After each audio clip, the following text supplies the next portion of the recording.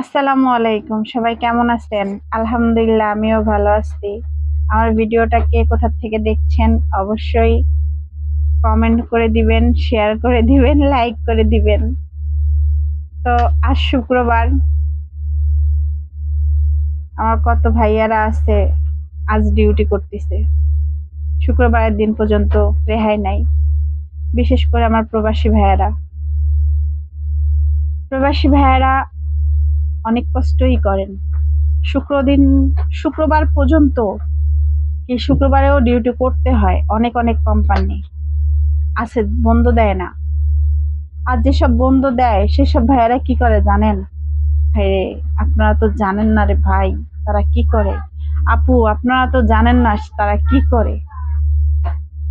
শুক্রবারে এমন এমন ভাইয়া আছে, শুক্রবারের দিন অন্য কোথাও ডিউটি করে টাকার জন্য। এমন এমন ভাইয়ারা আছে শুক্রবারের দিন অন্য জায়গায় পার্ট টাইম ডিউটি করে। কেন? খাবার টাকা গোছানোর জন্য। বেতনের টাকা পুরো বাড়িতে দিয়ে দেয় পুরো বেতনের টাকাটা। আর খাবার টাকার জন্য ডিউটি করতে হয়। যখন পুরো মাস ভাইয়া এত কষ্ট করে, তখন বাড়িতে ফোন দেয়, কি বেতন পাইছি। আর বাড়ির লোকেরা কয়, কয় টাকা পাইছেন? যদি বলে 10,000, মানে কথা কথা বুঝাচ্ছি আমি, যদি বলে 10,000, 20,000, তো ওনার বাজেট হচ্ছে 30-40,000 টাকা। এটা আর বুঝে না তো এই কয় টাকা লাগবে না, এই কয় টাকা পাইছি, ঠিক আছে এই কয় টাকা পাঠায় দাও। অনেক মেয়েরাই আছে বলে ঠিক আছে ওই কয় টাকা পাঠায় দেন। মারাও পর্যন্ত বলে, আপনি জানেন মারা পর্যন্ত বলে কে কয় টাকা তাহলে পাঠায় দে। কিন্তু এইটা চিন্তা করেন, আব্বা তুই খাবি কি, স্বামী জান তুমি খাবা কি, এই কথা আর চিন্তা করে না।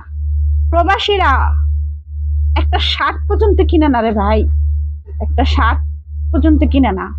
তারা এত কষ্ট করে তারা মনে করে কি, মানুষ মনে করে কি প্রবাসে থাকে না জানে সে কি করে, কিন্তু সেই যে কত কষ্ট করে সেই জানে, আর তার আল্লাহ জানে।